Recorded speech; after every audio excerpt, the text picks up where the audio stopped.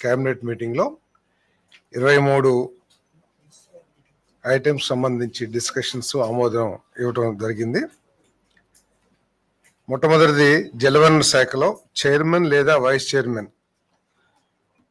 Managing committee సభ్యుడిగా ఎంపిక అవ్వకుండా లేదా ఎంపిక అనంతరం కొనసాగకుండా అనర్హులను చేయటానికి సంబంధించిన సబ్ సెక్షన్ 5ను తొలగించడం.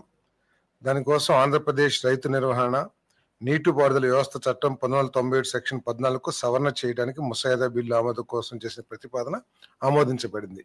ఏంటంటే ముఖ్యంగా గతంలో 2 పిల్లల కంటే ఎక్కువ ఉంటే లోకల్ బాడీస్లో కానివ్వండి, ఈ నీటి సంఘాల్లో కానివ్వండి సభ్యునిగా పోటీ చేయటానికి అనర్హత ఉండేది. మరి అది 1997లో చట్టం. తర్వాత ఈ విధానాన్ని సమీక్షించిన తర్వాత రాష్ట్ర సంతానోత్పత్తి రేటు 2.1కి తగ్గిపోతుంది 3.7 నుంచి. సో ఈ డెమోగ్రఫీ ఇంబ్యాలెన్స్ సరి చేయటానికి కొన్ని నిర్ణయాలు తీసుకోవాల్సిన అవసరం ఉంది. దాంట్లో భాగంగా గతంలోనే మీ అందరికీ తెలుసు లోకల్ బాడీ ఎలక్షన్స్ కి దీన్ని సవరించిన విషయం కూడా తెలిసింది. ఇది కూడా సవరించి 2 పిల్లలు ఇంకా అంటే కూడా ఎక్కువ ఉన్నా కూడా దీంట్లో పోటీ చేయడానికి అర్హత కలిగే విధంగా చట్టాన్ని సవరించబడిందని చెప్పేసి మనం చేస్తాం. నీటి సంఘాల ఎన్నికలకి ఇంతకుముందు 2 పిల్లల కంటే ఎక్కువ ఉంటే అనర్హులు. ఇప్పుడు దాన్ని సవరించి ఎంతమంది పిల్లలున్నా కూడా అనర్హత లేకుండా సవరించబడింది.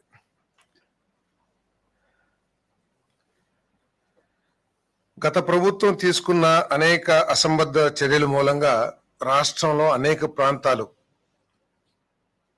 సాగునీటి రంగంలో నష్టపోయిన విషయం అనేక సందర్భాల్లో చర్చించాం. దాంట్లో మరొకటి హెచ్ఎన్ఎస్ ప్రాజెక్ట్ ఫేజ్ 1 రాకెట్ల గ్రామం సమీపంలో అమిర్ద్యాల లిఫ్ట్ ను ప్రారంభించటం, హెచ్ఎన్ఎస్ ప్రాజెక్ట్ 2 ఈ 2 పనులకి ఇప్పుడు పరిపాలన ఆమోదం తెలియజేయటం జరిగింది.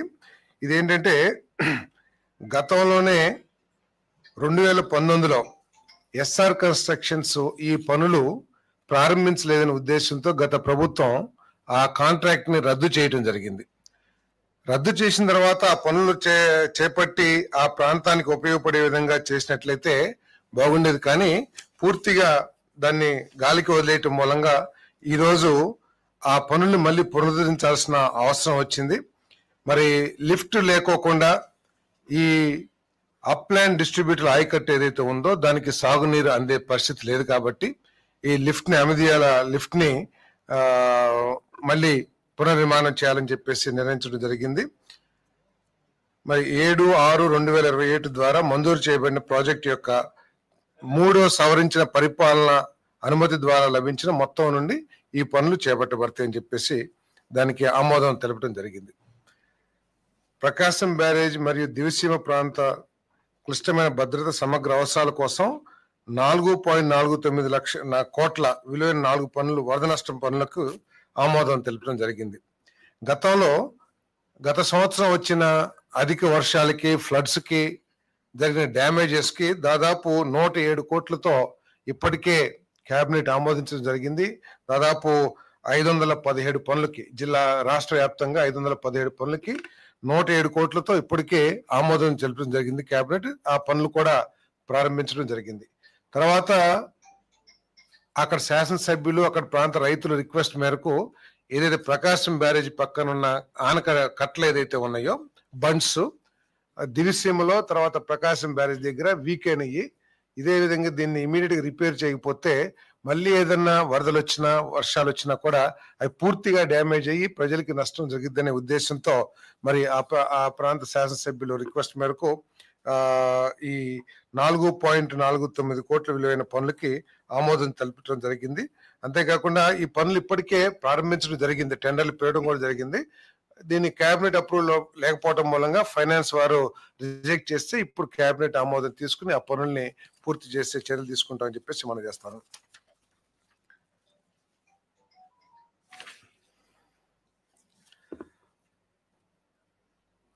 వైఎస్ఆర్ కడప జిల్లాలో 3,19,48,000తో మైలవరం ఆనకట్టకు సంబంధించిన plates, high tension bolts, gates వీటన్నిటికి కూడా రిపేర్ చేయడానికి పరిపాలన ఆమోదం అడ్మినిస్ట్రేటివ్ శాంక్షన్ ఇవ్వడం జరిగిందని చెప్పేసి నేను మనవి చేస్తాను. మరి మైలవరం రిజర్వాయర్ తుంగభద్ర హెచ్ఎల్సి ప్రాజెక్టులో భాగమైన మైలవరం రిజర్వాయర్ 1981-82లో నిర్మాణం చేయడం జరిగింది. దాంట్లో 9.965 టీఎంసీల వాటర్ ఈ ప్రాజెక్ట్ లో స్టోర్ చేయడానికి అవకాశం ఉంటే తర్వాత వచ్చిన గండికోట రిజర్వాయర్ మూలంగా దీని కెపాసిటీ కూడా తగ్గించడం జరిగింది. నవంబర్లో 2021లో వచ్చిన భారీ ఇన్ఫ్లో మూలంగా ఈ మన వాల్స్, గేట్స్ ఈ అన్ని కూడా స్ట్రక్చర్స్ అన్ని కూడా డ్యామేజ్ అయిపోయినా కూడా గత ప్రభుత్వం ఏం పట్టించుకోని పరిస్థితులు చూసాం. ఇదే కనుక కొనసాగినట్లయితే భవిష్యత్తులో ఎప్పుడైనా వరదలు వచ్చినా లేకపోతే ఎక్కువ ఇన్ఫ్లోస్ వచ్చినా కూడా సిస్టమ్ దెబ్బతినే అవకాశం ఉంది. కాబట్టి మరి ఈ 3,19,45,000తో ఈ రిపేర్స్ కి ఏది ప్లేట్స్ కానివ్వండి లేకపోతే హై టెన్షన్ బోల్ట్స్ అవన్నీ కూడా రిపేర్ చేయడానికి పరిపాలన ఆమోదం ఇవ్వటం జరిగిందని చెప్పేసి మనం చేస్తాను.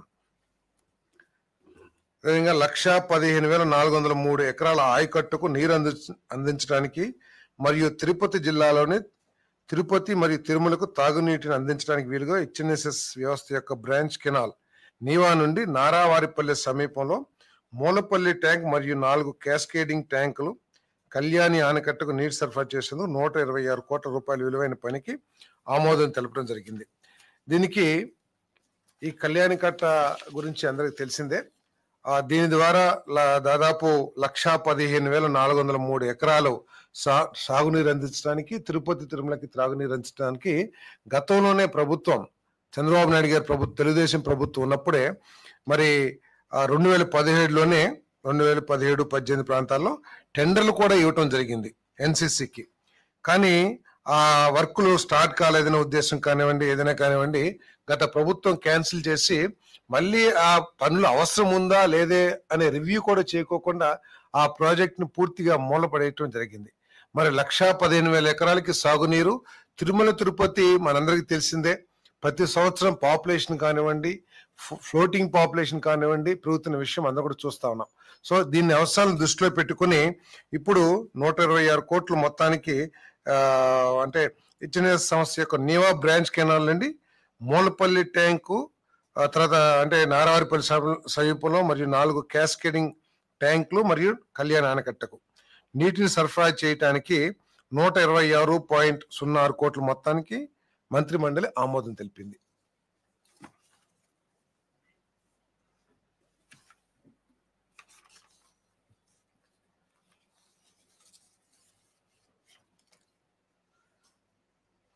అనంతపురం జిల్లాలోని ఉరవకొండ, వజ్రకరూర్ మరియు వేడవనకల్ మండలాల్లో 10,500